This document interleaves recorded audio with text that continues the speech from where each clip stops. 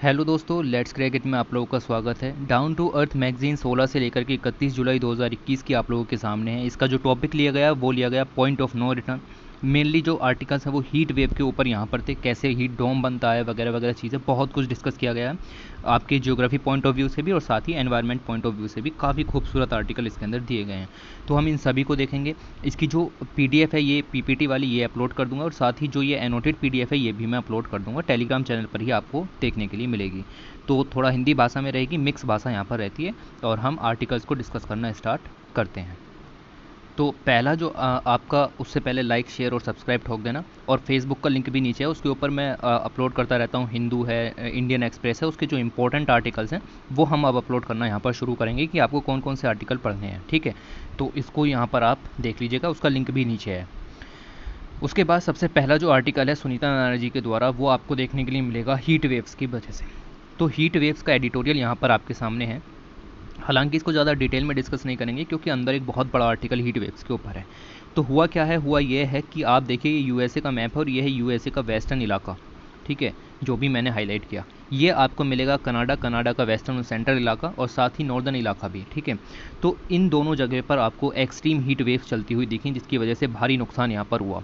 अब जो एडिटोरियल लिखने वाले हैं उनका ये कहना है कि ये जो हीट वेव्स यहाँ पर आई, ये किसी मौसम परिवर्तन के कारण नहीं आई। ये आपकी किस वजह से आई? ये आपके आई ह्यूमन कॉज्ड क्लाइमेट चेंज की वजह से। तो heat waves was virtually impossible without human caused climate change. तो ह्यूमन कोज्ड क्लाइमेट चेंज की वजह से आपकी ये हीट वेव्स यहाँ पर जनरेट हो रही हैं, जिसके कारण आप देखेंगे कि कनाडा के ब्रिटिश कोलंबिया में 500 से ज़्यादा लोगों की यहाँ पर मौत हो गई। ओके, तो ये सब देखने के लिए मिलेगा कि कनाडा है, वेस्टर्न रीजन ऑफ यूएसए है, कोल्ड रीजन्स ऑफ कनाडा है, 50 डिग्री सेंटीग्रेड तक वहाँ पर तापमान पहुँच गया है। ओके, और climate change is here and is about to get worse. तो ये और ज़्यादा यहाँ पर खतरनाक होने वाला है, जिसकी वजह से बहुत सारे लोग यहाँ पर मर चुके हैं। ऐसा ही सिनेरियो यूएसए में देखने के लिए मिला और यूरोप भी सिमिलर तरह की हीट वेव्स यहाँ पर देख रहा है। यूरोप ने तो अभी अभी हीट वेव मैप भी यहाँ पर जनरेट किया है कि कौन कौन से इलाके हैं जो सबसे ज़्यादा गर्म हो रहे हैं। बात समझ में आई आपको? तो इस तरीके की चीज़ें यहाँ पर चल रही हैं। कुल मिलाकर के कहने का मतलब ये है कि अगर पेरिस क्लाइमेट एग्रीमेंट की अगर हमने पूरी तरीके से लागू नहीं किया, टेम्परेचर को 2 डिग्री सेंटीग्रेड तक नहीं रोका या फिर 1.5 डिग्री सेंटीग्रेड तक नहीं रोका, तो अगले आने वाले 10 सालों में ऐसी इवेंट्स आपको ऐसा लगेंगी कि रोज़ ही आ रहे हैं, आपके जीवन का एक पार्ट बन जाएंगी। ठीक है, तो ये चीज़ आपको यहाँ पर ध्यान रखनी है। और देखिए, as much as we need to move away from the fossil fuel, तो आपको पता है कि हम रिन्यूएबल एनर्जी की तरफ जा रहे हैं, फॉसिल फ्यूल को पीछे छोड़ रहे हैं। लेकिन जो हम रिन्यूएबल एनर्जी की तरफ भी जा रहे हैं, तो हमें ऐसा करना है कि कम से कम एनर्जी से हम ज़्यादा से ज़्यादा आउटपुट यहाँ पर निकाल पाएँ। रिन्यूएबल एनर्जी के भी हमें ऐसे सोर्सेज जनरेट करने हैं। ऑलराइट, तो इस चीज़ को ध्यान में रखते हुए अगले आर्टिकल की तरफ चलते हैं। ये देखिए, आप यहाँ पर हेल्थ इंपैक्ट्स दिखे हैं कि एक्सट्रीम हीट यानी हीट वेव से अगर आपके क्या हेल्थ इंपैक्ट हो सकते हैं, जिसकी वजह से 500 लोगों की डेथ यहाँ पर हो गई। ये इकोनॉमिक इंपैक्ट की वजह से तो हुई नहीं होगी, ये आपकी हेल्थ इंपैक्ट की वजह से हुई होगी। तो हेल्थ इलनेस है, ठीक है, और अलग अलग तरीके की रेस्पिरेटरी कार्डियोवैस्कुलर डिजीज़ है, हॉस्पिटलाइजेशन है, increase transmission of food waterborne diseases. ठीक है, ये सब यहाँ पर आपका देखने के लिए मिलेगा। ये तो सिर्फ हेल्थ इंपैक्ट है, अभी इकोनॉमिक, सोशल और अलग अलग तरीके के 70 इफेक्ट देखने को मिलेंगे जो कि आपके जो जीवन है उसको इम्पैक्ट करते हैं। तो हीट वेव्स आपका बहुत इंपॉर्टेंट है, आपके डिजास्टर मैनेजमेंट में भी ये क्वेश्चन आ सकता है। ठीक है, तो इस वजह से हम इसको डिटेल में डिस्कस करने वाले हैं। दूसरा, अगर हम देखें तो डाइजेस्ट पेज पर ये आर्टिकल दिया गया था और इसमें जो फार्मर्स ने 3 फार्म लॉज के खिलाफ यहाँ पर प्रोटेस्ट किए, उसमें जितने भी फार्मर्स यहाँ पर जो हैं वो डाई हुए, जितने भी फार्मर्स यहाँ पर आपके जो डाई हुए, उनके लिए यहाँ पर ये एक मटका लगाया गया है। और farmers hoisted port at Rewari Haryana, those who died during the nation wide protest against the 3 agriculture farm laws. ठीक है, तो ये मिट्टी सत्याग्रह इसको कहा जा रहा है, जो कि जो यहाँ पर प्रोटेस्ट किए गए फॉर्म लॉज के अगेंस्ट, उसको यहाँ पर ये इस तरीके से रिप्रेजेंट किया गया। जो लोग जिन लोगों की डेथ हुई इनके खिलाफ प्रदर्शन करते हुए, उनको यहाँ पर बेसिकली उनके लिए ये काम यहाँ पर किया गया है। ओके, आगे चलें तो कोवैक्सीन का जो यहाँ पर डाटा है उसके अंदर यहाँ पर थोड़ी गलतियाँ देखने के लिए मिली। कोवैक्सीन ने कहा था कि हमारी जो वैक्सीन है उसकी एफिकेसी यहाँ पर 77.8% है। भारत बायोटेक के द्वारा डेवलप्ड ये वैक्सीन है। अभी अभी एक 2 जुलाई को यहाँ पर पेपर रिलीज़ किया गया और उसमें कोवैक्सीन का जो एफिकेसी है उसका दावा किया गया 93.4% against the covid infection. And जो नया डेल्टा वेरिएंट यहाँ पर है उसके खिलाफ जो उसके अगेंस्ट जो एफिकेसी है वो यहाँ पर मिलेगी 65%। ओके, तो ये जो इफिकेसी में इतना ज़्यादा अंतर देखने के लिए मिल रहा है, इसके ऊपर कोवैक्सिन का डाटा, जो कोवैक्सिन है, जो भारत बायोटेक है, वो यहाँ पर अभी भी साइलेंट बैठा हुआ है, उसने इसके ऊपर कोई भी क्लैरिफिकेशन यहाँ पर नहीं दी है। ठीक है, तो दूसरी चीज़ आपको मिलेगी कि ब्राज़ील ने यहाँ पर 320 मिलियन डॉलर के 20 मिलियन कोवैक्सिन डोजेज उनको लेने से मना कर दिया है। उन्होंने ये कहा है कि vaccine was sold at is inflated price. उनका कहना ये, ब्राज़ील का कहना ये है कि हमें जो कोवैक्सीन यहाँ पर बेची गई है उसके प्राइसेस बहुत ज़्यादा बढ़ा करके हमको दिए गए हैं। और राइट, तो इस चीज़ के ऊपर ब्राज़ील ने वैक्सीन लेने से मना कर दिया है। तो दो न्यूज़ आपको यहाँ पर मिलेंगी। तीसरी चीज़ आपको यहाँ पर मिलेगी, वेरी वेरी इंपॉर्टेंट, ये मिलेगा आपको कि किस तरीके से फॉरेस्ट फायर के बाद रेन ज़्यादा क्यों होती है। जब फॉरेस्ट फायर यहाँ पर लग जाती है उसके बाद रेन ज़्यादा क्यों होती है, उसके ऊपर रिसर्च यहाँ पर हुई, और रिसर्च यहाँ पर जो लेड की गई वो दिखेगी आपको by the Hemwati Nandan Bahuguna Garhwal university Srinagar के अंदर और Indian institute of technology Kanpur ने साथ मिलकर के स्टडी की, और इन्होंने ये पता लगाया कि किस तरीके से क्लाउड बस्ट इवेंट यहाँ पर होते हैं जिसके कारण फ्लैश फ्लड्स आती हैं, या फिर फॉरेस्ट फायर के बाद जो रेन यहाँ पर होती है वो किस तरीके से होती है। ऑलराइट, तो इसके लिए कंसेप्ट आपने ज्योग्राफी के अंदर पढ़ा होगा, और ज्योग्राफी के अंदर जो कंसेप्ट है वो है क्लाउड कंडेंसेशन न्यूक्लियाई का। कुछ नहीं होता ये क्लाउड कंडेंसेशन न्यूक्लियाई, टिनी ड्रॉपलेट्स होते हैं, या फिर आपका जो मैं कह सकता हूँ क्लाउड सीड के रूप में ये डस्ट पार्टिकल्स यहाँ पर होते हैं जिनके ऊपर वाटर वेपर कंडेंस हो जाता है। ठीक है, तो ये डेफिनेशन याद रखना कि क्या होते हैं cloud condensation nuclei, CCN are tiny droplets, और cloud seeds on which water vapour condensed. ठीक है, तो ये जो आपका CCN है इसको डिफरेंट वेदर कंडीशंस में in the central Himalaya region वहाँ पर स्टडी किया गया, और ये पाया गया कि there is a 5 time higher concentration of CNN in the atmosphere during forest fires as against during rain. तो रेन, बारिश पड़ने के दौरान जितना भी कंडेंसेशन ऊपर होता है उससे 5 गुना ज़्यादा कंडेंसेशन फॉरेस्ट फायर के दौरान होता है।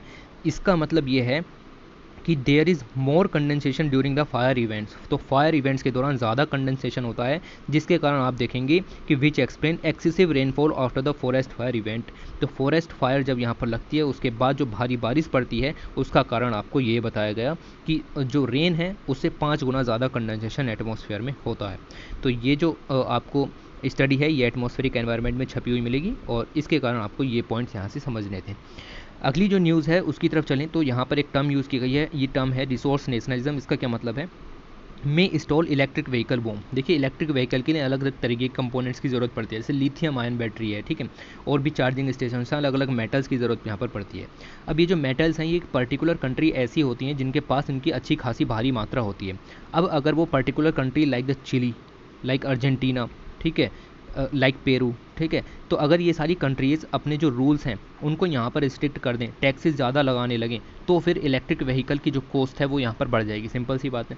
तो इस अपने जो रॉ मटेरियल है, जो इम्पोर्टेंट रेयर अर्थ मिनरल्स हैं, उनकी कॉस्ट को बढ़ाना, उन पर ज़्यादा से ज़्यादा देखिए उनके प्राइसेस को बढ़ाना, उनके ऊपर रॉयल्टी टैक्सेस को बढ़ाना, उनके माइनिंग से रिलेटेड रूल्स को स्ट्रिक्ट कर देना, और सिर्फ यही सोचना कि प्रॉफिट किस तरीके से कमाया जाए। तो ये सब चीज़ें आपका जो इलेक्ट्रिक व्हीकल है उसकी कॉस्ट को यहाँ पर बढ़ा देंगी, और इसको कहा जाता है रिसोर्स नेशनलिज्म।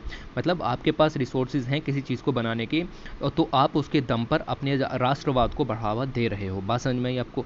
तो इस तरीके से जो इलेक्ट्रिक व्हीकल इंडस्ट्री है वो आपकी यहाँ पर बहुत बुरी तरीके से इम्पैक्ट होगी अगर ये रिसोर्स नेशनलिज्म चलता रहा तो।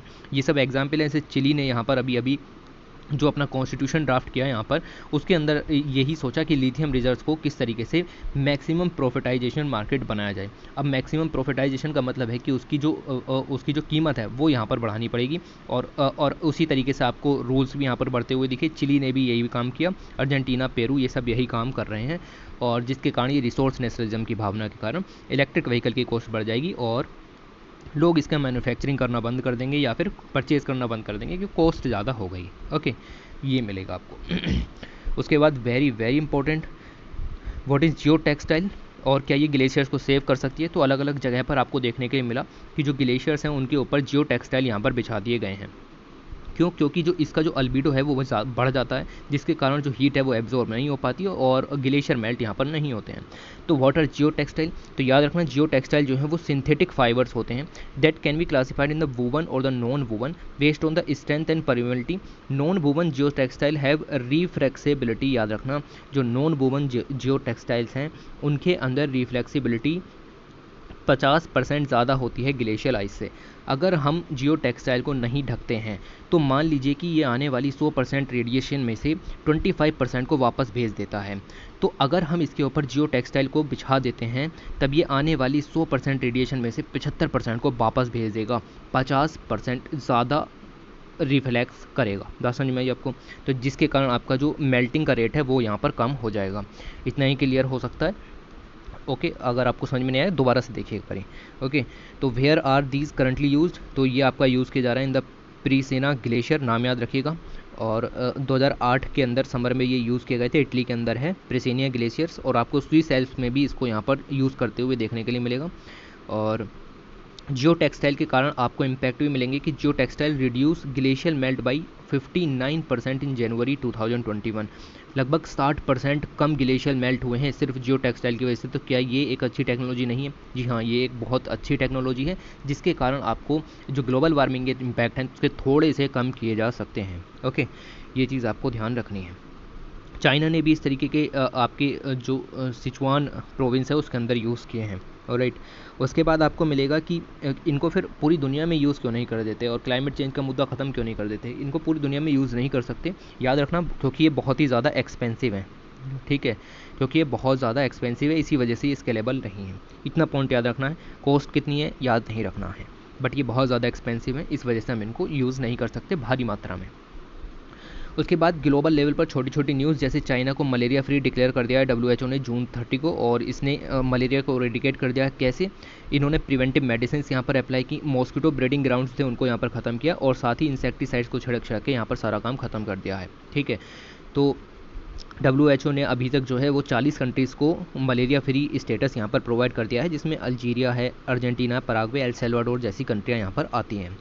दूसरी अगर हम खबर की बात करें तो एक फायर यहाँ पर लग गई in the middle of gulf of Mexico. 2 जुलाई को गैस लीक यहाँ पर हो गई अंडर सी पाइपलाइन में। तो ये आपको दिखाता है, जब हम डीप ओशियन मिशन की यहाँ पर बात करते हैं, डीप सी मिशन की बात करते हैं, तो ये सब चैलेंजेस यहाँ पर होते हैं कि इस तरीके से गैस लीक यहाँ पर हो जाए तो एनवायरमेंटल जो डैमेज है वो काफ़ी ज़्यादा होगा। राइट, तो इंजरीज तो नहीं हुई लेकिन एनवायरमेंटल डैमेज होने के पूरे चांसेस हैं। तो यूरोपियन यूनियन, अगली खबर चलें तो यूरोपियन यूनियन के जो सिंगल यूज़ प्लास्टिक डायरेक्टिव्स हैं वो यहाँ पर न्यूज़ में आए, और उन्होंने यहाँ पर कहा कि हर तरीके के जो कॉटन बड स्टिक हैं, स्ट्रॉ है, कटलरी हैं, vessel made from the plastic और द पॉलीस्टीरीन है, वो सभी के सभी जो यूरोपियन यूनियन के नेशंस हैं उन सभी के अंदर सिंगल यूज़ प्लास्टिक को बैन कर दिया गया है। ओके, और oxo degradable wax which are marked as biodegradable but ultimately break down into the micro plastic, उनको भी बैन कर दिया गया है। तो जब आप बात करते हैं कि हमें प्लास्टिक से छूट चाहिए, तो देखिए प्लास्टिक से छूट मिलने के बाद भी ऑक्सो डिग्रेडेबल बैग्स यहाँ पर बनाए गए। ठीक है, उसमें भी कमियाँ देखने के लिए मिली कि वो माइक्रो प्लास्टिक में टूट जाते हैं, तो इनको भी बंद करना पड़ा। ठीक है, तो जब आप सस्टेन चीज़ों की बात करते हैं तो ऐसे जो उदाहरण हैं उनको भी लॉन्च कीजिए कि हमने डिग्रेडेबल चीज़ बनाई लेकिन उससे भी नुकसान हो रहा है। ठीक है, अगली जो खबर है वो यहाँ पर यह है कि फ्रांस की हाईएस्ट एडमिनिस्ट्रेटिव काउंसिल ने यहाँ पर क्लाइमेट चेंज से एक्ट करने के लिए 9 मंथ की डेडलाइन यहाँ पर दी है फ्रांस की गवर्नमेंट को। ज़्यादा इंपॉर्टेंट खबर नहीं है। ग्रीन हाउस गैस के एमिशंस को रोकना है और 40% तक कम करना है 2030 को। ये फ्रांस की चीज़ें हैं, इंडिया के काम की नहीं है। इंडिया के काम की चीज़ों की अगर हम बात करें तो union ministry of housing and urban affair ने जुलाई 1 को सूरत को डिक्लेयर कर दिया है climate smart city in India. याद रखना, पीटी का पॉइंट है। ओके, तो ये यहाँ पर रिलीज़ किया गया climate smart cities assessment framework 2.0, और सूरत को यहाँ पर अर्बन प्लानिंग के लिए, ग्रीन कवर को बढ़ाने के लिए, biodiversity and waste management categories में सूरत को पहली रैंक मिली है और ये क्लाइमेट स्मार्ट सिटी डिक्लेयर कर दिया गया है। ओके, तो टॉप 10 में 4 सिटीज़ तो गुजरात की ही आ जाती हैं। उसके बाद ये दूसरी खबर यहाँ पर आपको मिलेगी, और यहाँ पर आपको एक खबर मिलेगी कि एक नई प्लांट स्पीसीज़ है, उसको यहाँ पर उगाया गया है अंटार्कटिका में। तो सेंट्रल यूनिवर्सिटी ऑफ पंजाब जो कि भटिंडा में है, उसने यहाँ पर एक नई प्लांट स्पीसीज़ को in the eastern region of Antarctica यहाँ पर जो है वो प्लांट किया है। और कहाँ पर प्लांट किया है तो आपको मिलेगा नियर द इंडियाज़ भारतीय रिसर्च स्टेशन जो कि अंटार्कटिका के अंदर है। तो ये मॉस की स्पीसीज़ है और इसका जो नेम है वो भी यहाँ पर दिया गया है, जो कि आपको याद रखने की ज़रूरत नहीं पड़ेगी शायद। ठीक है, तो नाम है इसका बारियम भारंथेसिस। ठीक है, तो ये अब भारत के नाम पर ही रख दिया गया है इस तरीके से। ऑलराइट, ओके, और आपको यहाँ पर मिलेगा कि इसकी जो डिस्कवरी है वो ये दिखाती है कि Antarctica is turning green and developing condition suitable for the growth of temperate plants. तो इनका कहने का मतलब ये है कि अंटार्कटिका यहाँ पर देखिए, अगर वहाँ पर प्लांट उग रहे हैं इसका मतलब है कि वहाँ पर बर्फ़ खत्म होती चली जा रही है, वहाँ पर जो कोल्ड रीजन है वो हॉट रीजन में चेंज हो रहा है, जिसकी वजह से ही तो यहाँ पर जो ग्रोथ है देखने के लिए मिल रही है मॉसिस की। ऑलराइट, तो इसकी वजह से क्लाइमेट चेंज के इम्पैक्ट वर्स्ट होते चले जा रहे हैं। खुशी की बात नहीं है, ठीक है, इस पॉइंट को भी यहाँ पर देखिएगा कि ये बिल्कुल भी हमारी खुशी की बात नहीं है। ओके, अगली चीज़ अगर हम यहाँ पर बात करें तो बिहार ने एक अच्छा यहाँ पर वाल्मीकि टाइगर रिजर्व के अंदर एक बहुत अच्छा प्लान यहाँ पर क्या है, और वल्चर्स की हर एक प्रजाति को बचाने के लिए 57 लाख रुपए का प्लान यहाँ पर लॉन्च किया है। ओके, तो nearly half of the vultures have been spotted in the Ganauli range. याद रखना, Ganauli range is famous for vultures. Okay, उसके बाद ये कंजर्वेशन प्लान यहाँ पर लॉन्च किया है जिससे कि वल्चर्स इन बिहार उनको यहाँ पर बचाया जा सके, और अवेयरनेस कैंपेन्स भी इसके अंदर लोकल कम्युनिटी की हेल्प भी ली जाएगी और रेस्क्यू सेंटर्स भी बनाए जाएंगे। राइट, उसके बाद अगर हम आगे चलें तो यूनियन मिनिस्ट्री ऑफ जल शक्ति ने रिलीज़ किया है जो गंगा रिवर बेसिन के अंदर जितने भी ग्लेशियर लेक्स हैं, जैसे कि आपको मिलेंगी 4707 ग्लेशियर लेक्स, उनका एक एटलस यहाँ पर तैयार किया है। ओके, और इस एटलस से हमें यहाँ पर पता लगेगा कि किस तरीके से नई लेक्स यहाँ पर सामने आ रही हैं, या फिर जो पुरानी लेक्स हैं वो किस तरीके से चेंज हो रही हैं, उनका पैटर्न किस तरीके से चेंज हो रहा है, और जो ग्लेशियर्स हैं, ग्लेशियल जो लेक हैं वो किस तरीके से मॉडिफाई हो रही हैं, ग्लेशियर्स किस तरीके से पिघल रहे हैं। ओके, तो ये चीज़ आपको मिलेगी, इसके अंदर आपको सारी इन्फॉर्मेशन मिलेगी, लेक का टाइप क्या है, हाइड्रोलॉजिकल टोपोग्राफिकल डाटा भी उसके अंदर मिलेगा, और एसोसिएटेड ग्लेशियर्स की आपको ये भी मिलेगा कि ग्लेशियर लेक आउटवर्ड फ्लड जैसी इवेंट्स हो सकती है या नहीं हो सकती है, और उसके क्या कारण हो सकते हैं, सब कुछ आपको देखने के लिए मिलेगा इस एटलस के द्वारा। ये यहाँ पर लॉन्च की गई। उसके बाद 3 रूल्स यहाँ पर फ्रेमवर्क जो हैं वो अभी पेंडिंग पड़े हुए हैं। ओके, जैसे आपको मिलेगा minerals auction second amendment rule 2021, और यहाँ पर जो माइंस हैं उसके अंदर एंड यूज़ रेस्ट्रिक्शंस को ख़त्म करने की बात हो रही है।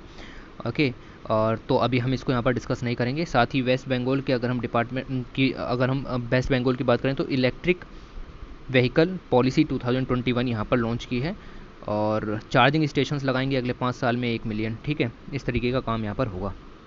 पेट्रोलियम मिनिस्ट्री ने भी oil field regulation and development amendment bill 2021 यहाँ पर लॉन्च किया है, और जो क्लीन एनर्जी के सोर्स हैं जैसे कि हाइड्रोजन वगैरह, उनके एक्सप्लोरेशन प्रोडक्शन को यहाँ पर प्रमोट करना है। अगले बड़े न्यूज़ की तरफ चलते हैं। बड़ी न्यूज़ यहाँ पर देखने के लिए मिली पावर प्लांट्स के लिए। ठीक है, तो इंडिया के अंदर आपको जो ये पावर प्लांट्स यहाँ पर मिलेंगे 132 के करीब पावर प्लांट्स हैं, जो कि आपका जो 75% तक इलेक्ट्रिसिटी जनरेट करते हैं, इंडिया की 75% डिमांड यहाँ पर पूरी करते हैं। अब ये 75% डिपार्टमेंट तो पूरी करते हैं, लेकिन आपको यहाँ पर वर्ड दिख रहा होगा इनएफिशिएंट एज ऑलवेज। इस इनएफिशिएंट का मतलब क्या है? इस इनएफिशिएंट का मतलब है कि जो ये पावर बनाने के लिए यहाँ पर पानी यूज़ करते हैं वो फ्रेश वाटर है। ठीक है, अब आपको पता है कि फ्रेश वाटर कितना ज़्यादा ज़रूरी है for the drinking purpose of the मतलब हर किसी के लिए काफ़ी ज़्यादा ज़रूरी यहाँ पर है, ह्यूमन हो, एनिमल हो, बर्ड्स हो। ठीक है, हर किसी के लिए ज़रूरी है। अगर ये फ्रेश वाटर इस चीज़ में यूज़ होगा तो फिर ये सस्टेनेबल वे नहीं है, जीने का। ठीक है, तो इसमें से आप देखें 132 पावर प्लांट आपको यहाँ पर मिलेंगे, जिसमें से कि 109 ऐसे हैं जो फ्रेश वाटर को यहाँ पर यूज़ कर रहे हैं। तो ये वायलेशन मिलेगा गाइडलाइंस का। हम इसको डिस्कस करते हैं कि क्या बातें यहाँ पर हो रही हैं। राइट, तो ये जो कोल बेस्ड पावर प्लांट्स की मैं यहाँ पर बात कर रहा हूँ। ठीक है, तो कोल बेस्ड पावर प्लांट यहाँ पर एयर को तो पॉल्यूट करते ही करते हैं। ओके, उसके साथ ही आप देखेंगे कि जो टोटल फ्रेश वाटर है जो हर सारी इंडस्ट्रीज़ यूज़ करती हैं उसका 70% यही लोग यूज़ कर रहे हैं। तो सभी इंडस्ट्रीज़ जितना फ्रेश वाटर यूज़ करती हैं उसका 70% कोल बेस्ड पावर प्लांट यहाँ पर यूज़ कर रहे हैं। इस सब चीज़ों को रोकने के लिए union ministry of environment, forest and climate change ने गाइडलाइंस यहाँ पर रोल आउट की थी। उन्होंने कहा था कि वाटर यूजेज जो है प्लांट्स के द्वारा उसको यहाँ पर हमें कम करना है। 2015 में ये बात कही गई थी। ओके, बट ये सब चीज़ें आपको यहाँ पर नहीं देखने के लिए मिली। मैं आपको ये जो इमेज है बीच की, इसके ज़रिए यहाँ पर समझाता हूँ। Indefinite delays, the government has diluted it's rules. Government ने खुद ही अपने जो रूल्स हैं उनको डायल्यूट कर दिया, और साथ ही जो डेडलाइंस हैं वो भी यहाँ पर बढ़ा दी। जो बात कही थी कि ये वाटर यूजेज को कर्टेल करेंगे, ऐसा कुछ भी नहीं हुआ। देखिए, दिसंबर 2015 में क्या हुआ कि जो कोल पावर्ड पावर प्लांट्स हैं वो वाटर को किस तरीके से यूज़ करेंगे उसके ऊपर यहाँ पर गाइडलाइंस रिलीज़ की गई थी। ठीक है, उसके ऊपर यहाँ पर गाइडलाइंस यूज़ की गई थी। उनको कहा गया था कि दिसंबर 2017 तक आपको ये सब चीज़ें माननी पड़ेंगी। लेकिन फिर आपका देखने को मिला जून 2018 आ गया, और जून 2018 में यूनियन मिनिस्ट्री ने कहा कि हमने जो 2015 में बात कही थी वो सब ऐसे ही नहीं, मजाक करते थे हमने, ठीक है। उन्होंने अपने जो रूल्स हैं जो 2015 में बनाए उनको डाइल्यूट कर दिया, नए जो पावर प्लांट्स हैं उनको एग्जेम्प्ट कर दिया कि चलो यूज़ कर लो, सी वाटर को यूज़ कर लो, ठीक है, फ्रेश वाटर को भी यूज़ कर लो, राइट। तो उसके बाद कोई भी डेडलाइन यहाँ पर सेट नहीं की गई, और ये कह दिया गया कि हमने जो रूल्स बनाए थे 2015 में वो बहुत ज़्यादा खतरनाक थे, हम आपको डराना नहीं चाहते थे।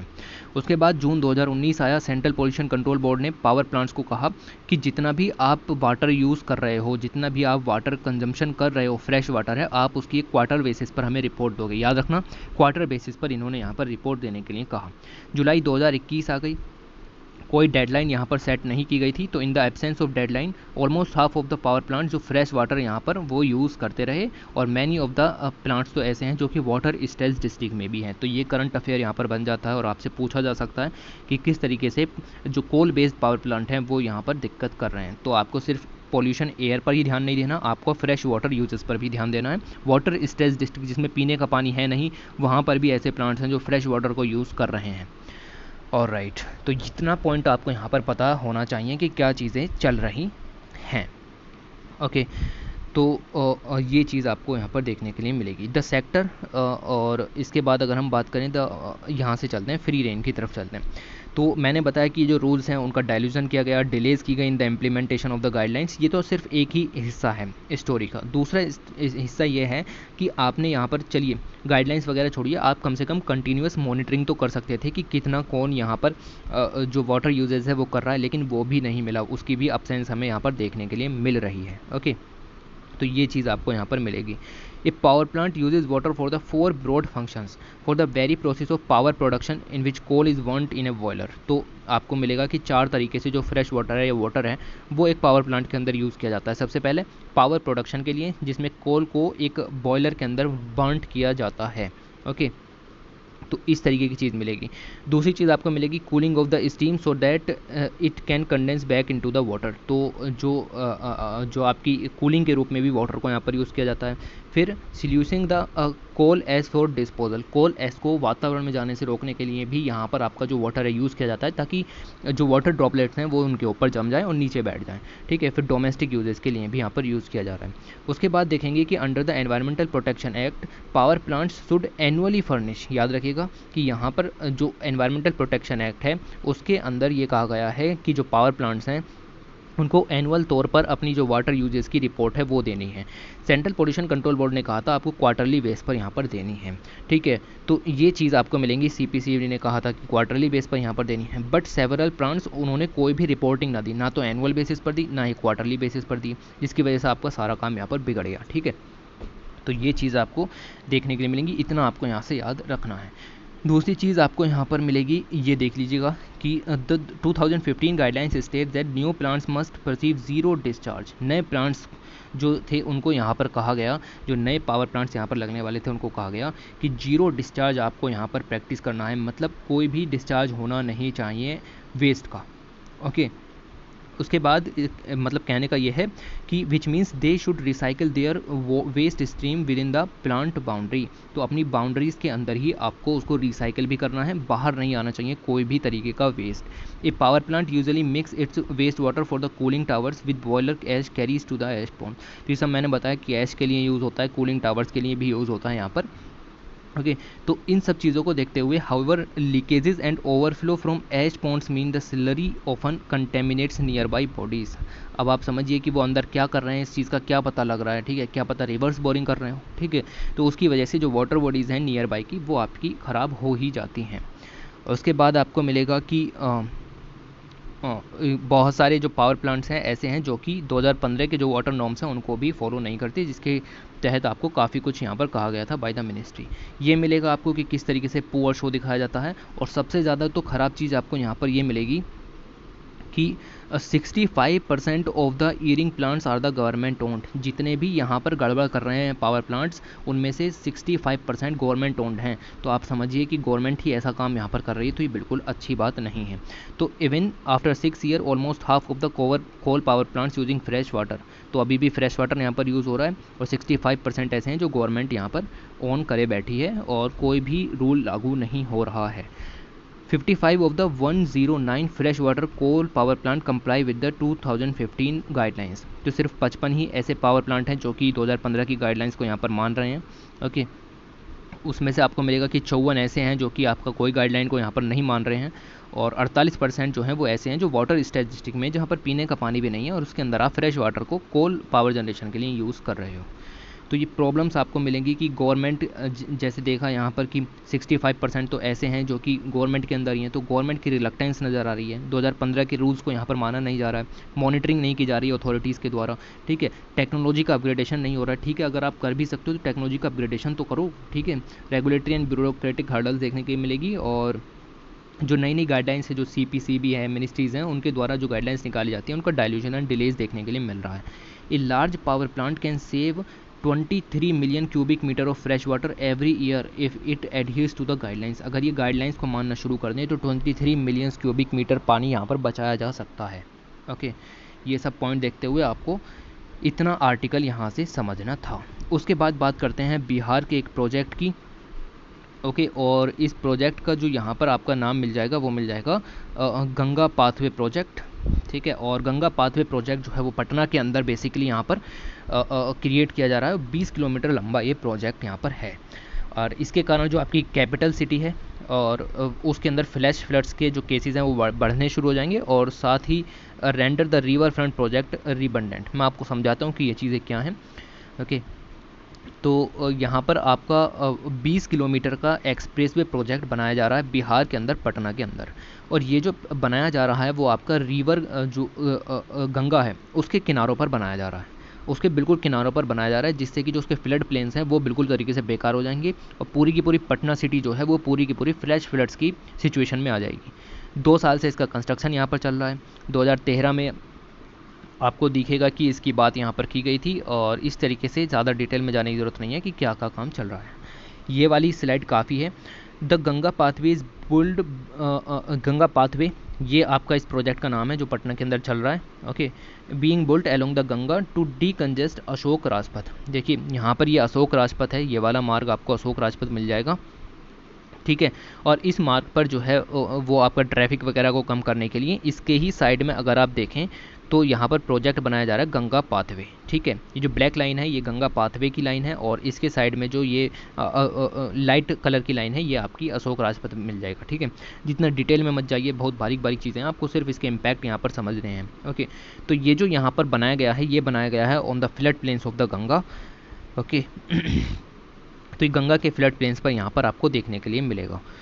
उसके बाद ये स्लाइड की अगर हम बात करें, the impact of the construction work on the Ganga and its surrounding and on those living on the flood plains will for outweigh the projects benefit. Projects के जो बेनिफिट होते उन सबको ख़त्म कर दिया जाएगा अगर ये प्रोजेक्ट गंगा के फ्लड प्लेन पर बना, जो कि बन रहा है। तो इसकी वजह से प्रोजेक्ट के जो बेनिफिट हैं वो आपके चेंज हो गए हैं, राइट।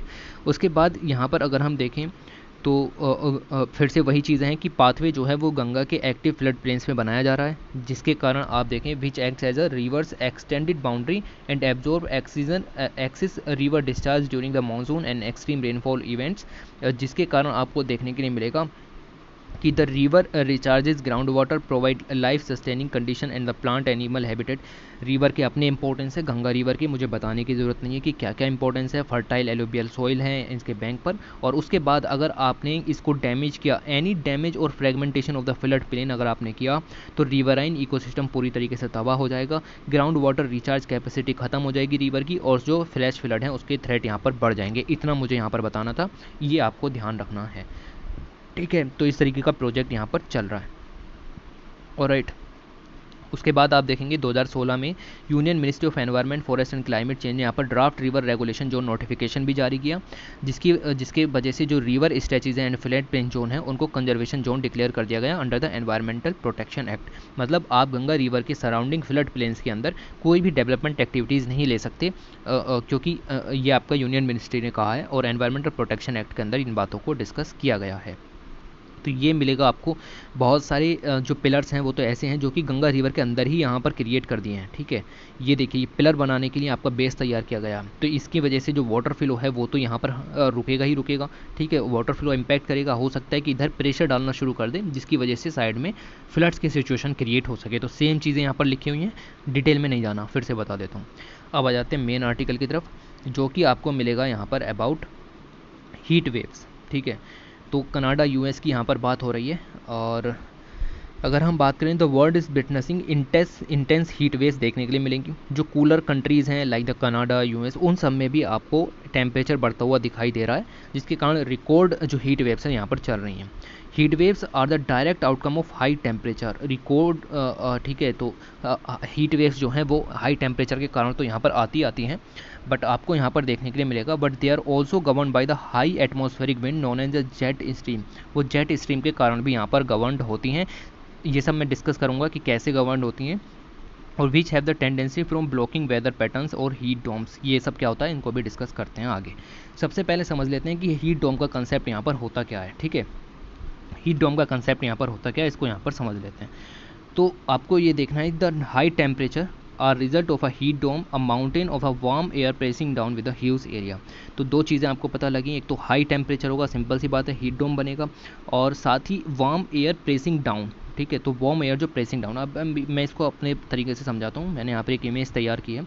यहाँ पर देखिए आप, जैसे जैसे क्लाइमेट चेंज यहाँ पर बढ़ता चला जा रहा है, टेम्परेचर यहाँ पर बहुत तेज़ी से बढ़ रहा है। ऑन द लैंड टेम्परेचर यहाँ पर बढ़ रहा है, लो प्रेशर क्रिएट होने की वजह से जो ऊपर है आपका, ये हाई प्रेशर यहाँ पर क्रिएट हो जाता है इन the atmosphere jet streams also work, ठीक है।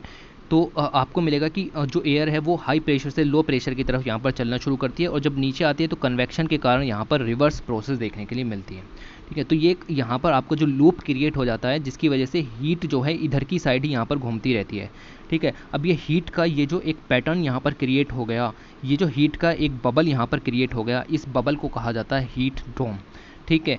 तो हीट डोम जो है वो आपका देखने के लिए मिलेगा कि लोअर एटमॉस्फेयर से अपर एटमॉस्फेयर तक एक बहुत बड़ा जो हीट का बबल मैं कह सकता हूँ वो क्रिएट हो जाता है, जिसकी वजह से जो आपकी अपर एटमॉस्फेयर की स्ट्रीम्स हैं लाइक द जेट स्ट्रीम, वो इम्पैक्ट होती हैं, ओके। तो अब ये जो हीट डोम यहाँ पर क्रिएट हुआ, ये एग्जाम्पल होता है वेदर ब्लॉकिंग पैटर्न्स का।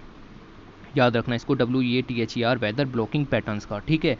तो वेदर ब्लॉकिंग पैटर्न्स आपको मैं समझाता हूँ कि क्या होते हैं। वेदर ब्लॉकिंग पैटर्न्स जो हैं वो ऐसे इवेंट होते हैं जिनकी वजह से और जो वेदर इवेंट्स हैं वो यहाँ पर हर्ट हो रही हैं, वो यहाँ पर आपका इम्पैक्ट हो रही हैं। जैसे यहाँ पर हीट डोम क्रिएट हो गया, अब हीट डोम क्रिएट होने के कारण अपर एटमॉस्फेयर में जेट स्ट्रीम यहाँ पर इम्पैक्ट हो रही हैं। जेट स्ट्रीम अपना पाथ चेंज कर देती हैं भाई, ठीक है। जेट स्ट्रीम अपना पाथ चेंज कर देती हैं, जैसे कि ये देखिए, ये जो जेट स्ट्रीम है इसका जो पाथ है वो ऐसे होना चाहिए था, ठीक है। इस तरीके से यहाँ पर जो ये पाथ यहाँ पर होना चाहिए था, ये यहाँ पर ये क्रिएट हो गया, जिसकी वजह से इसका पाथ जो है वो ओमेगा शेप यहाँ पर हो गया, ठीक है। तो इसकी वजह से आपको दिखेगा कि ऐसी चीज़ें हो जाती हैं जो दूसरे जो इवेंट्स हैं उनको इम्पैक्ट करती हैं। ऐसे इवेंट्स को वेदर ब्लॉकिंग इवेंट कहा जाता है। तो heat dome is a weather blocking event, okay. तो लो प्रेशर के कारण भी होता है, हाई प्रेशर के कारण भी होता है। इन सब चीज़ों को देखते हुए यहाँ पर आपको मैंने बताया कि किस तरीके से हीट डोम यहाँ पर क्रिएट होता है, उसको हमने डिस्कस किया। How the heat dome forms, तो सबसे पहले आप यहाँ पर देखेंगे क्लाइमेट चेंज के कारण a mass of warm air builds up in the dry summer conditions में आपका एक मास जो है वो क्रिएट हो जाता है वार्म एयर का, और हाई प्रेशर जो अपर एटमॉस्फेयर में है वो उसको नीचे की तरफ पुश करता रहता है, जिसकी वजह से अलग से कन्वेंशन यहाँ पर होते हैं, और ये जो एयर है आपकी यहीं पर ही घूमती रहती है। और ऊपर से अगर हम देखें तो हाई प्रेशर के कारण कंप्रेशन और ज़्यादा बढ़ता रहता है, जिसकी वजह से हीट डोम यहाँ पर क्रिएट होता है। ऐसा ही हीट डोम आपको कनाडा और USA के अंदर देखने के लिए मिल जाएगा, ये रहा आपका, ठीक है। तो इसके अंदर आपको ये देखने के लिए मिलेगा, जिसकी वजह से जो जेट स्ट्रीम है इन द अपर एटमॉस्फेयर वो डाइवर्ट हो गई अपने पाथ से, ठीक है। तो इस वजह से आपकी जो और इम्पैक्ट हैं वो भी यहाँ पर बढ़ गए, ठीक। तो इतना आपको यहाँ से ध्यान रखना है। उसके बाद अगर हम बात करें ये चीज़ तो हमने डिस्कस कर ली। अब आगे चलें, व्हाई द मॉन्स्टर वेव्स। तो इस तरीके की जो वेव्स हैं वो किस तरीके क्यों क्रिएट हुई यहाँ पर। To understand this atmospheric circulation हम कुछ चीज़ें यहाँ पर देखते हैं। मैंने बताया कि आपको हीट वेव जो है वो डायरेक्ट इम्पैक्ट तो है ही, लेकिन अपर एटमॉस्फेयर में जो हाई विंड है जिनको जेट स्ट्रीम कहा जाता है उनके द्वारा भी जो हीट वेव्स हैं वो यहाँ पर इम्पैक्ट होती हैं। अब ये जो जेट स्ट्रीम है ये मैं आपको बता दूं कि these narrow bands of strong winds and circle mid latitude of the northern and southern hemisphere. Jet stream का पॉइंट है ये कि आपका जो ये मिड लैटिट्यूड वाला इलाका है नॉर्दर्न एंड सदर्न हेमिस्फीयर में, उन पर यहाँ पर आपको एनसर्कल करती हुई दिखेंगी। पूरा जो आपका ग्लोब है उसको यहाँ पर घेरे रहती हैं, और याद रखना वेस्ट से ईस्ट की तरफ को ही यहाँ पर फ्लो होती हैं। Okay, they keep a steady stream of weather systems such as the heat waves, cold spells and storms moving across the earth's surface. These jet streams usually flow in the neat fashion। ठीक है, ये जो आपकी jet stream है इनका एक fashion होता है, वेवी तरीके का फैशन होता है जिसको कहते हैं wavering slightly from the north to the south. तो इस तरीके से यहाँ पर जाते हैं। ठीक है, ये देखिएगा, ये जेट स्ट्रीम ये वेवी पैटर्न आपको देखने के लिए मिलेगा। ठीक है, ये वेवी पैटर्न आपको देखने के लिए मिलेगा। ओके, तो नॉर्थ से साउथ की तरफ जाता है। अब ये देखिए आप, ये यहाँ से अगर मैं देखूँ ये नॉर्थ से साउथ की तरफ को आया और यहाँ से साउथ की तरफ से नॉर्थ की तरफ को गया। ओके, तो ये चीज़ आपको देखने के लिए मिलेगी। तो giant meandering but they can also be wavy. तो ये और भी बड़ी हो सकती हैं और जायंट हो सकती हैं और पूरे के पूरे मिड लैटिट्यूड को यहाँ पर घेर सकती हैं, इक्वेटर से पोल तक को घेर सकती हैं। इनको कहा जाता है रोजवी वेव्स। याद रखना कि रोजवी वेव्स काफ़ी ज़्यादा चौड़ी होती हैं, इनके अंदर आपको जेट स्ट्रीम चलती हुई दिखेंगी तेज़ रफ्तार से। रोजवी वेव की स्पीड कम होती है। ओके, तो ये चीज़ आपको यहाँ पर ध्यान रखना है। अच्छा, अब ये वेव आप यहाँ पर देखिए कि इस तरीके से क्रिएट हो गई। मैं रेड कलर को यूज़ करता हूँ और आपको समझाता हूँ।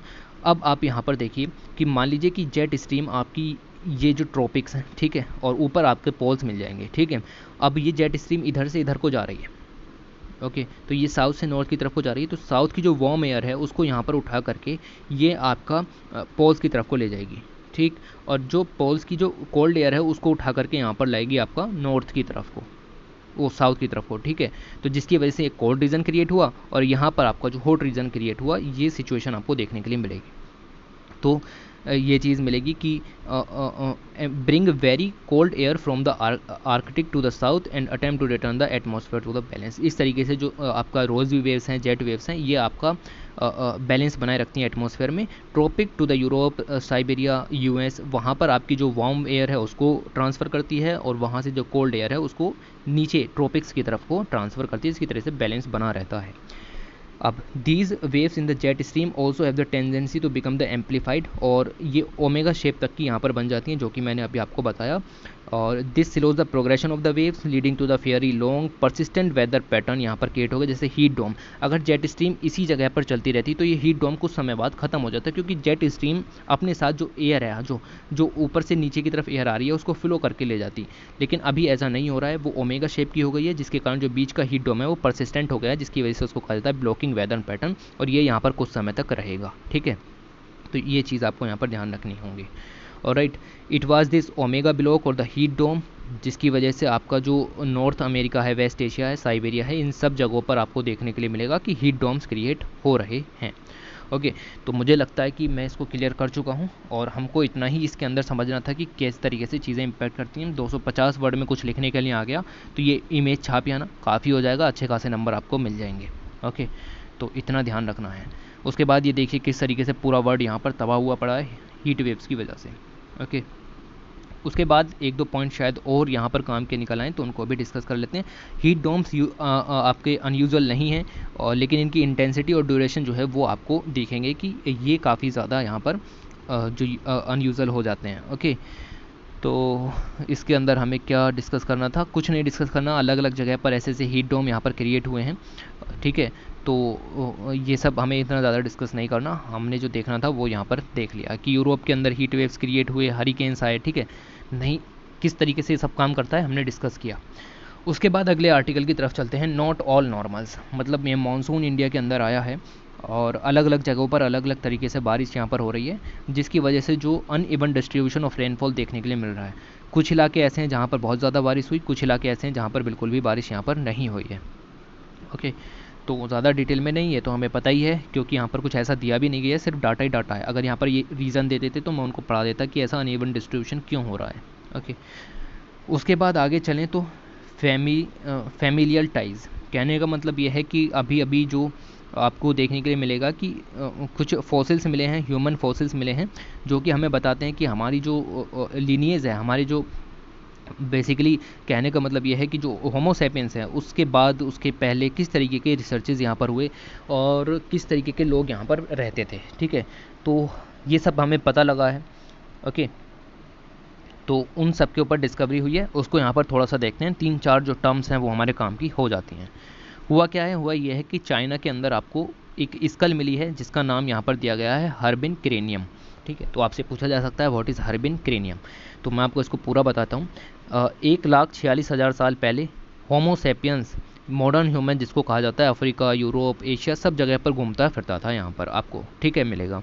This could be the closest relative of the modern human found so for. तो चाइना के अंदर आपको यहाँ पर एक नया तरीके का जो ह्यूमन है वो यहाँ पर देखने के लिए मिला है, और इस ह्यूमन को जो हमने नाम दिया है वो नाम दिया है आपका जो होमो लोंगी, होमो LONGI।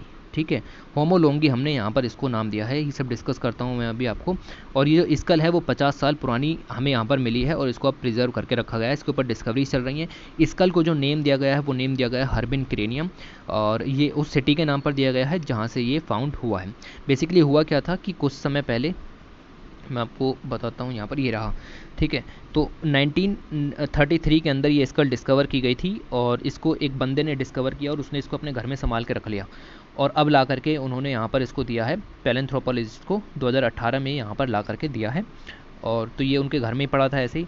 अब यहाँ पर हमें पता चला कि नॉर्दर्न चाइना के प्लेन हैं हर्बिन प्लेन्स, नाम याद रखना, अब ये इंपॉर्टेंट हो जाता है मैप पॉइंट ऑफ व्यू से। ठीक है, हर्बिन प्लेन्स के अंदर हमें यहाँ पर ये स्कल मिली है, और जो स्कल है उसका नाम मैंने आपको बता दिया, हर्बिन क्रेनियम इसका नाम दिया गया है। और हर्बिन क्रेनियम नाम के बाद जो स्कल आपको यहाँ पर मिली, उस स्कल से जो आदमी हमें यहाँ पर प्राप्त हुआ, ये रहा, ये स्कल है। ठीक है, इस स्कल से हमने एक इमेज यहाँ पर तैयार की जो कि हमें ऐसी मिलती है, ऐसी देखने के लिए मिलती है। अब ये जो आदमी यहाँ पर बना, हमने इसको नाम दिया होमो लोंगी। ठीक है, हमने इसको नाम दिया होमो लोंगी, और इस आदमी को दूसरा जो फेमस करने के लिए नाम दिया गया वो नाम दिया गया ड्रैगन मैन। ठीक है जी, तो दोनों नाम आपको यहाँ पर ध्यान रखने हैं। ठीक, तो ड्रैगन मैन और होमो लोंगी इसको यहाँ पर नाम दिया गया। अब तक की स्टोरी आपको क्लियर हो चुकी होगी, चाइना के अंदर यहाँ पर डिस्कवरी हुई। इससे पहले इजराइल में भी इस तरीके की हमें बोन्स देखने के लिए मिली हैं, जो कि आपको मिलेंगी कि नेशार रामला होमो, जो हमने नाम दिया ह्यूमन की ही एक और खोपड़ी हमें देखने के लिए मिली थी, तो उसको इजराइल के अंदर डिस्कवर किया गया था, उसको भी हमने यहाँ पर इंक्लूड किया। ठीक है, और उसके बाद अभी अभी जो चाइना के अंदर स्कल मिला होमो लोंगी का, ड्रैगन मैन का, जून 2021 में, उसके ऊपर भी डिस्कवरीज अभी चल रही हैं। ये सब काम अभी चलेंगे। ठीक है, तो अभी ज़्यादा कुछ रिलीज़ नहीं किया गया है, बट ये सब जो है आपकी ये लगाए जा रहे हैं आपके अनुमान। ठीक है, तो स्कॉलर्स यहाँ पर कह रहे हैं कि जो मॉडर्न ह्यूमन है, ह्यूमन लोंगी सबसे ज़्यादा मॉडर्न हो सकता है और be more closely related to the Homo longi. ठीक है, जो आपको इस तरीके से मिलेगा। आप ये देखिएगा, recent human family tree, Neanderthals हैं। ठीक है, उसके बाद आपको मिलेगा कि ये डाली मिलेगा। ठीक है, डाली के बाद आपको हर्बिन यहाँ पर इंक्लूड किया गया है। ओके, तो लगभग डाली के समान ही इनकी संरचना। देखिए, जो आपका होमो डाली है, और ठीक है, उसकी जो खोपड़ी की संरचना है वो सेम मिलती है होमो हर्बिन की तरह, और यहाँ पर आपके मॉडर्न ह्यूमन आ सकते हैं। मॉडर्न ह्यूमन से आप कह सकते हैं कि जस्ट पहले जो है वो आपके होमो लोंगी यानी कि ड्रैगन मैन जैसे लोग यहाँ पर रहे होंगे, उससे पहले आपके जिन्हे होंगे, फिर डाली यहाँ पर रहे होंगे। ओके, तो ये सब चीज़ें हैं, ये यहाँ पर अभी डिस्कवरी चली रही है। Genetic analytics suggest Homo longi is more similar to the Homo sapiens, Homo sapiens के समान ही है ये यहाँ पर, और then to the Homo Neanderthals, hence the dragon man और द क्लोजेस्ट रिलेटिव, हमारे क्लोजेस्ट रिलेटिव हो सकते हैं। क्यों? क्योंकि फैमिली ट्री आप यहाँ पर देखिए, हमसे जस्ट एक नंबर पहले इनको ऐड कर दिया गया है।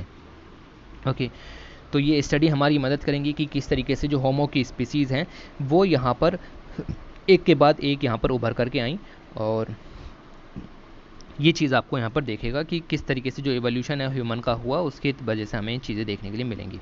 ये ह्यूमन का एवोल्यूशन है। मोबाइल को थोड़ा सा टेढ़ा करके यहाँ पर देख लीजिएगा। ठीक है, तो आपको मिलेगा कि किस तरीके से प्राइमेट्स थे हम पहले। ठीक है, हम पहले प्राइमेट्स थे, और उसके बाद हम यहाँ पर गोरिल्लाज वगैरह आए, और ठीक है, ये सब चला इस तरीके से, और ये आपको एक संरचना देखने के लिए मिलेगी किस तरीके से एवोल्यूशन हुआ। ओके, तो होमो होमो एर्गेस्टर आए, होमो इरेक्टस आए, ठीक है, होमो निएंडरथैलेसिस आए, होमो सैपियंस आए। तो पिछले अगर हम 2015 से बात करें तो 4 तरह की खोपड़ीज हमें यहाँ पर मिल चुकी हैं। एक मिली है हमें होमो नेलिडी की, एक मिली है हमें नेशार रमला होमो की इजराइल से, जो मैंने अभी बताया, एक मिला है होमो लोंगी की, और एक मिली है होमो लुजोनेसिस की। ज़्यादा डिटेल में जाने की जरूरत नहीं है, बेफालतू की चीज़ें हैं, ठीक है। उसके बाद अगले आर्टिकल की तरफ चलें। ये आर्टिकल ये रहा, और इस आर्टिकल में डिस्कस किया गया है वेट ऑफ द डेड। कहने का मतलब यह है कि गंगा रिवर है, उसको आपने ग्रेवयार्ड बना दिया है, उसके अंदर जो बॉडीज़ यहाँ पर कोविड विक्टिम्स की देखी गई अभी अभी बहुत सारे इलाकों में, बिहार के, उत्तर प्रदेश के, तो उन सब चीज़ों को लेकर के यहाँ पर दिक्कतें हो रही हैं। अब हम इससे रिलेटेड थोड़े से रूल्स जान लेते हैं कि क्या क्या रूल्स यहाँ पर चल रहे हैं।